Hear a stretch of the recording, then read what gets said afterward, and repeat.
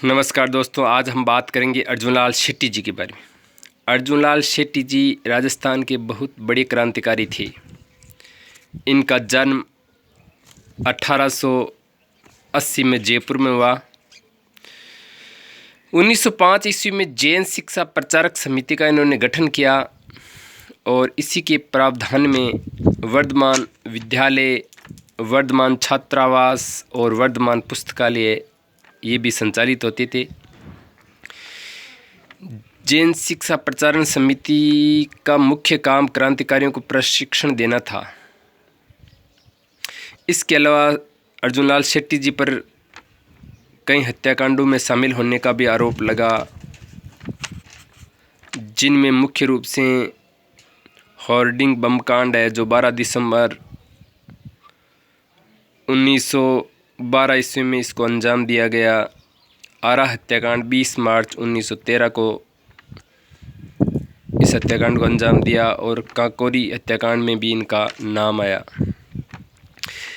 निमेज हत्याकांड से ये काफ़ी लोकप्रिय हो गए थे। निमेज हत्याकांड क्या है तो दोस्तों, क्रांतिकारियों को धन की आवश्यकता थी, इसलिए इन्होंने धन प्राप्त करने के लिए एक साधु की हत्या की थी। हालांकि इनको धन तो नहीं मिला। तो इस हत्याकांड में अर्जुनलाल शेट्टी जी ने इन लोगों को नियुक्त किया, जिनमें मुख्य रूप से मानकचंद, मोतीचंद, जोरावर सिंह, जयचंद, विष्णुदत्त मुख्य थे। विष्णुदत्त को इसका नेतृत्व दिया गया और विष्णुदत्त के नेतृत्व में ही इन लोगों ने बनारस की ओर प्रस्थान किया। ये हत्याकांड 20 मार्च 1913 को धनिक महत व उसके नौकर की हत्या कर अंजाम दिया। मुखवीर शिवनारायण नाम का जो व्यक्ति था वो इस हत्याकांड में मुखवीर बन गया।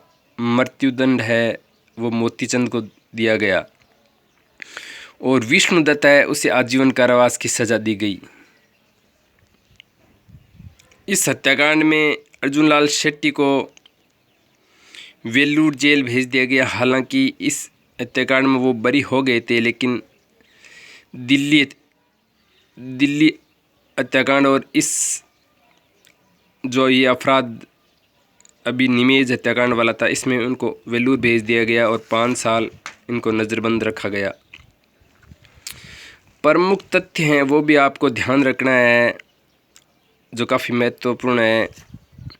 सवाई माधो सिंह द्वितीय ने अर्जुनलाल शेट्टी को प्रधानमंत्री बनने की पेशकश की थी, लेकिन इन्होंने इनकार कर कहा, अर्जुनलाल नौकरी करेगा तो अंग्रेज़ों को भारत से कौन निकालेगा।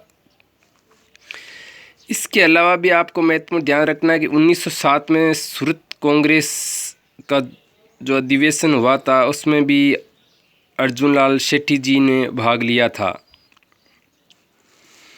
पंडित सुंदरलाल जी ने शेट्टी जी के देहांत के अवसर पर कहा था, दधीची जैसा त्याग और दृढ़ता लेकर वे जन्मे थे और इसी दृढ़ता में उन्होंने मृत्यु को गले लगाया।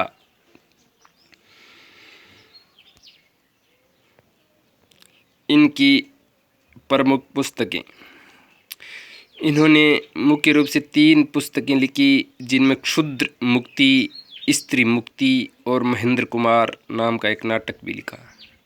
यहाँ ध्यान देने वाली बात है कि उन्होंने दलित मुक्ति जैसी कोई पुस्तक नहीं लिखी है, नहीं उन्होंने कोई जेल की डायरी लिखी, नहीं पत्र लिखे। इन्होंने हिंदू और मुस्लिम एकता के लिए काफ़ी प्रयास किया। इस रूप में इनकी काफ़ी पहचान होती है। इनकी मृत्यु 1941 ईस्वी में अजमेर में हो गई थी। तो दोस्तों, इसमें जो फैक्ट हैं वो माध्यमिक शिक्षा बोर्ड की पुस्तकों से लिए गए हैं। आपको तारीख और सन में अलग अलग बुकों में अलग अलग मिल सकता है, लेकिन इस वीडियो में दी गई जानकारी को आप सही मानिए, क्योंकि इसमें दी गई जानकारी माध्यमिक शिक्षा बोर्ड की बुक्स जिसे ली गई है। धन्यवाद।